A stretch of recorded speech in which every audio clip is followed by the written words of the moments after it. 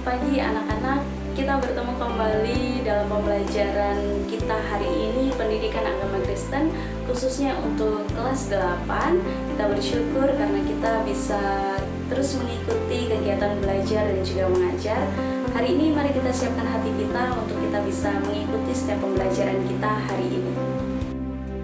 Oke, hari ini kita akan membahas di bab yang pertama. Tema kita yaitu hidup beriman. Namun sebelumnya kalian juga akan menonton sebuah ilustrasi berupa video dan kalian bisa memahami hidup beriman itu seperti apa sih contohnya.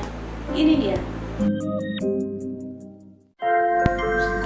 Aduh, tiap hari nonton berita, kasus corona makin banyak aja ya. Nggak apa-apa itu, yang penting kita rajin berdoa. Tuhan pasti lindungi. Nggak usah takut, Keles. Saya loh tiap hari kemana-mana nggak pakai masker. Nggak apa-apa kan? Buktinya saya sehat-sehat aja. Nggak gitu juga, Keles. Nanti kualat loh, baru kamu tahu rasa. Alah, kalau kita sudah ditakdirkan Tuhan kena corona, ya biar kita sudah laksanakan protokol kesehatan tetap aja kena. Tapi kalau kita tidak ditakdirkan kena itu virus, biar kamu kemana-mana ndak pakai masker, udah juga pang kamu kena corona. Nggak betul sudah kamu ini. Hei sis, ku kasih tahu ya, corona itu ndak pilih-pilih orang loh. Kamu kalau pandang enteng, ndak turuti protokol kesehatan, ya lebih berisiko kena tahu.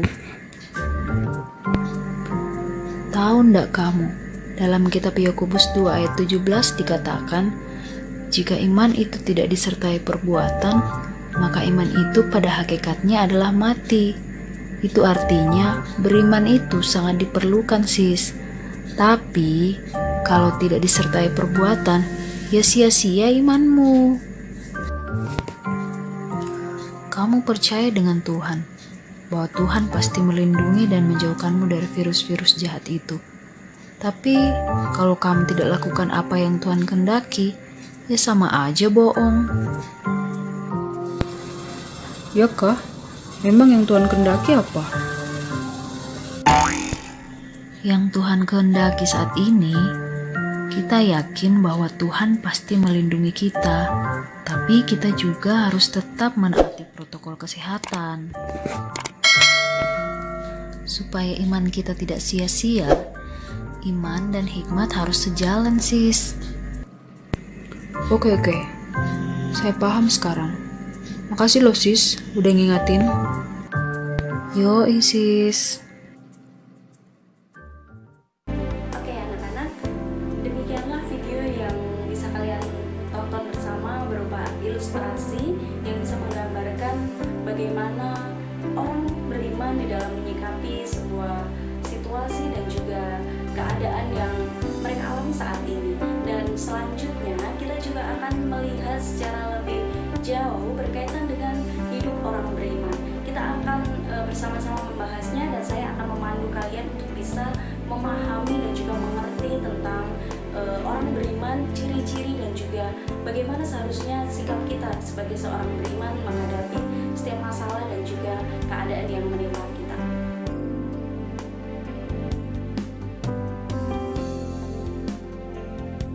Sekarang kita akan lihat bahwa kata iman dalam Perjanjian Lama berarti berpegang teguh. Jadi beriman berarti berpegang teguh pada keyakinan yang dimiliki akan suatu hal, karena hal itu dapat dipercaya dan diandalkan. Demikianlah iman selalu berkaitan dengan percaya. Iman juga membangkitkan pengharapan, sekaligus mendorong seseorang untuk mewujudkan pengharapannya itu. Alkitab mencatat banyak tokoh beriman dalam pergumulan mereka masing-masing.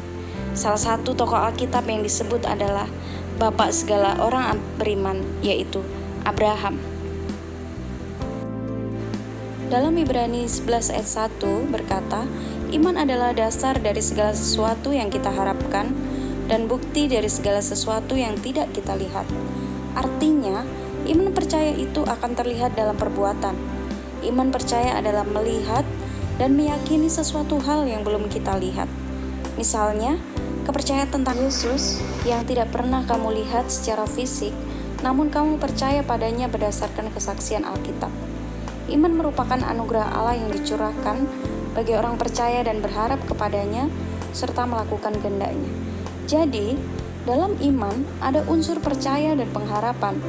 Beriman artinya mengamini janji-janji Allah di dalam Yesus Kristus dengan segenap akal, hati, dan juga perbuatan kita. Menurut Nifrig dan Bolen, aspek iman tidak dapat dipisahkan dari percaya. Manusia beriman membangun imannya dengan kepercayaan yang menjadi akar dari iman. Alkitab menyatakan bahwa tetapi tanpa iman tidak mungkin orang berkenan kepada Allah. Sebab barang siapa berpaling kepada Allah, ia harus percaya bahwa Allah ada dan bahwa Allah memberi upah kepada orang yang sungguh-sungguh mencari Dia. Ibrani 6 ayat 7-9 menulis tentang Nuh dan Abraham yang telah menunjukkan imannya yang luar biasa kepada Allah. Iman mereka terus bertumbuh dalam perjalanan hidup mereka, dan mereka terus memelihara iman mereka. Dalam Perjanjian Baru, ada dua peristiwa yang dapat diangkat sebagai contoh dalam kaitannya dengan aspek percaya. Yang pertama adalah perempuan Kanaan. Anak perempuan Kanaan ini kerasukan setan dan sungguh sangat menderita. Ketika ia mendengar Yesus sedang berada di daerah dekatnya, perempuan ini segera pergi ke sana dan meminta Yesus menyembuhkan penyakit anak perempuannya itu. Yang menarik adalah Yesus ternyata tidak mempedulikan permintaan perempuan Kanaan itu. Perempuan itu terus berusaha mendekati Yesus sambil memohon. Perkataan Yesus kemudian sebenarnya bisa sangat menyakitkan hatinya. Tetapi perempuan Kanaan itu tidak peduli. Ia tetap meminta tolong Yesus untuk menyembuhkan anaknya. Oleh karena melihat keteguhan hati perempuan Kanaan itu, Yesus pun mengabulkan permintaannya dengan menyembuhkan penyakit anaknya itu. Yang kedua adalah Yesus menyembuhkan perwira di Kapernaum. Hamba perwira Romawi ini mengalami sakit keras. Ia sangat mengasihi hambanya itu. Ketika ia mendengar Yesus memasuki kota Kapernaum, ia mengutus beberapa orang suruhannya untuk meminta Yesus menyembuhkan penyakit hambanya itu. Yesus pun mengabulkan permintaan perwira Romawi itu.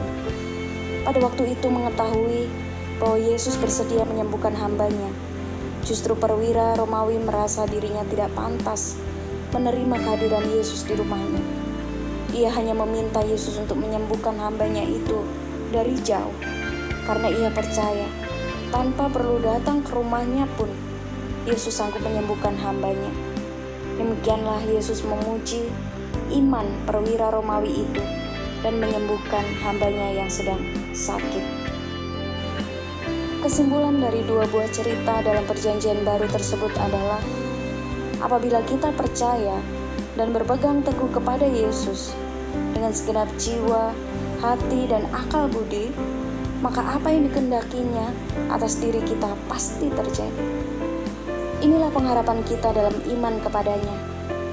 Sifat iman itu aktif, artinya yakin akan kebenaran firman Tuhan dan sungguh-sungguh melaksanakannya dalam kehidupan sehari-hari. Dengan kata lain, jika kita mengaku beriman kepada Yesus, tetapi hanya di dalam ucapan saja, tanpa perilaku yang menunjukkan iman itu, maka sebenarnya iman kita itu sudah mati. Ya, anak-anak, saat ini kita sudah berada di penghujung pembelajaran kita. Saya bersyukur karena kita semua boleh mengikuti kegiatan ini dari awal sampai akhirnya, dan kita akan lanjutkan untuk pertemuan berikutnya dengan bab yang berbeda dan juga tema yang berbeda, dan pastinya kita harus tetap mengikutinya dari awal sampai akhir. Semoga pembelajaran hari ini membantu kita untuk bisa memahami dan juga mengerti bagaimana sikap kita seharusnya sebagai seorang yang beriman. Anak-anak kasih Tuhan, tetaplah untuk selalu menjaga kebersihan, rajin-rajin cuci tangan, kemudian kalau kalian pergi bisa menggunakan masker, dan sebisa mungkin untuk kalian bisa tetap di rumah saja, jangan kemana-mana. Oke, itu saja yang bisa saya sampaikan kepada kalian. Tuhan Yesus memberkati. Bye-bye.